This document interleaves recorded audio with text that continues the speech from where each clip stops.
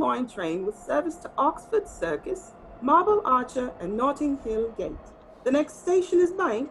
Please mind the gap between the train and the platform.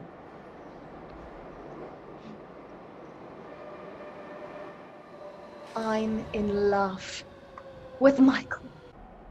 I love everything about him. I love the way he smells. I love the clothes he chooses. I love the sound of his laughter. I love the wry curl of Michael's smile. His industry is passionate for life. I simply adore Michael. At least I think that's his name. I'm not certain, but he just looks like a Michael. We share an evening commute together on the London Underground. I always save him a seat. The next station is St. Paul. Please mind the gap. That's never quite worked out. Anyways, every evening after work, I pick up the Central Line at the Bank Tube station where I work as a secretary. Deathly boring. Then one stop later, Michael gets on at St. Paul's in the heart of London's financial district. So I assume he works in the investment world. So smart. So good at his job. Just look how carefully he studies the financial news.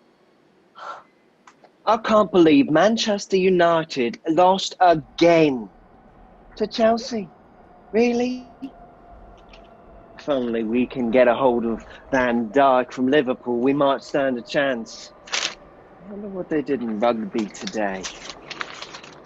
So far, the extent of our interactions has consisted of polite phrases such as, "Excuse me," or "Pardon me," or "Sorry." Occasionally, our shoes were accidentally touched.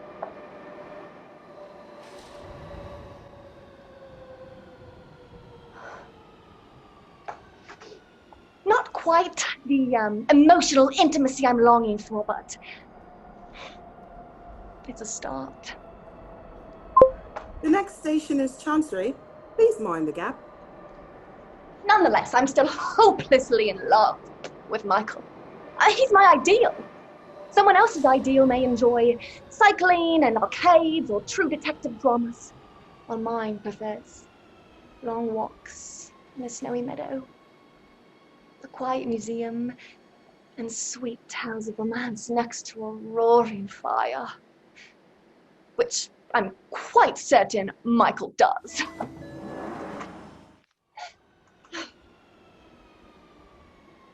I'll see you tomorrow, Michael. The next station is St. Paul's. Please mind the gap. After a long day at work, Michael is exhausted. I can tell he works hard, and it's obvious he loves his job. I hate my job.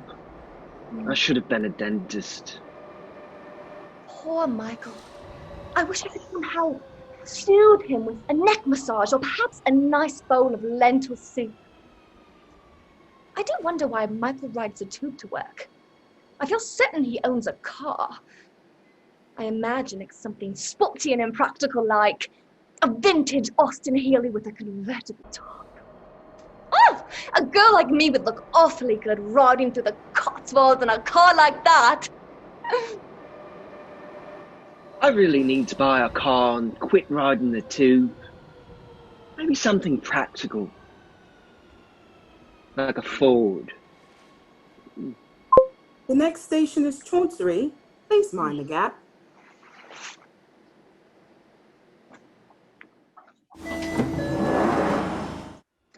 Michael never wears cologne.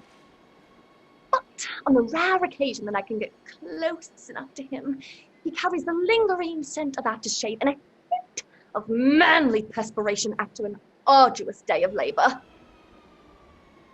Oh, I love the way he smells. Oh man, I really need a shower.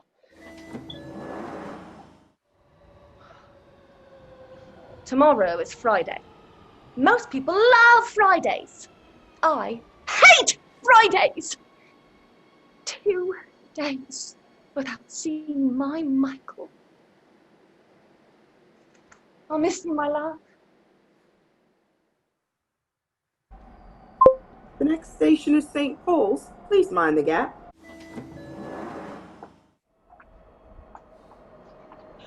No. No. This is my worst nightmare. Flowers! That can only mean one thing. Michael has a girlfriend! Oh, I should have spoken to him when I had the chance. Why didn't I talk to him? Now he's taken and he's bringing her flowers. Oh. I really hope Auntie Anne likes these flowers. She really enjoys roses on her birthday. The next station is Chancery. Please mind the gap. That's his stop, but he's not getting off. He must be going to see her. I want Michael to find love and intimacy and joy, but just not with her. I mean, I'm sure she's pretty and funny and clever. Otherwise, he wouldn't be interested in her, but I just don't believe she's good enough for him. I highly doubt she can make a proper lentil soup, and I am quite certain she wouldn't look nearly as good riding through the Cotswolds in a vintage Austin Haley with the top down, I can tell you that. The next station is Holborn. Please mind the gap. Oh no. He's getting off at Holborn. From Holborn, he can transfer to the Piccadilly line, which takes him to the quaint restaurants and elegant theatres at Covent Garden. Or the cinemas and nightclubs at Leicester Square. Oh, she's so lucky.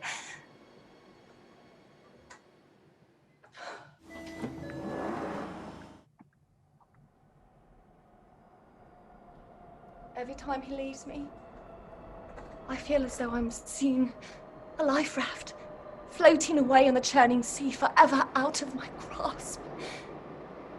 Without Michael, my life is as interesting as a broken hammer. And I grow weary of questions from my family, like, have you met anyone? Are you seeing anyone? Have you met anyone special in your life? No, and no. My life is like the London Underground, retracing the same path day after day after day, with a view that's just a dull blur of dark tunnels. I should go work in a coffee shop in Cornwall and just be done with it. I hate Fridays. The next station is Tottenham Court Road. Please mind the gap. The next station is St. Paul. Please mind the gap. I love Mondays. There was clearly an important meeting of sorts on Mondays because Michael always wears a neatly pressed suit that complements his trim, athletic frame. He wears a red silk necktie with a sharp Windsor knot that looks fabulous against his crisp white dress shirt. Oh, and his hair looks perfect. I know it's because he wants to show them that he's upper management material. And they'd be lucky to have him. I can tell you that. I bet he gets a promotion soon.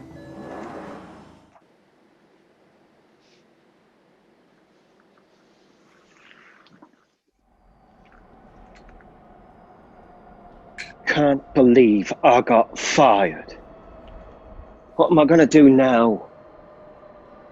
Maybe I should just open up a coffee shop in Cornwall and just be done with it. Ma'am, would you like to have a seat? Oh, no, thank you, Dad. I'm fine. No, seriously, I insist. I say. Hi. That was the best you could come up with. After more than a year of wishing with every fiber of your being that you could have a conversation with the man you adore. Hi. Is your opener? How full of charm and wit he must think you are. I mean, what man could resist such social genius? Honestly, I thought we had rehearsed this. Hello? He spoke to me. Michael spoke to me. I am actually having a conversation with my ideal. Hi, really, again with the... Forgive me, but do I know you? Not really. I think we sometimes ride the central line together at the same time. Not really sure. Oh, sorry. Forgive me for saying so, but you look as though you might be having a rough day. Is it that obvious? Only to someone who loves and cares about you. Just a casual observation. The next station is Chancery. Please mind the gap. Chancery?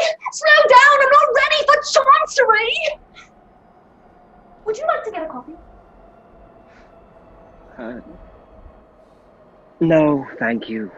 I do appreciate the offer. It might cheer you up a bit. Afraid I wouldn't be very good company tonight.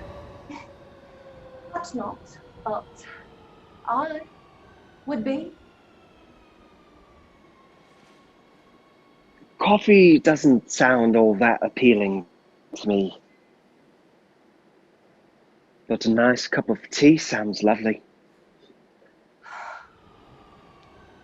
My name is Liza. Ah, hello, Liza. My name is Garrett. Garrett. That's right, Garrett. Shall we? Yes. Absolutely.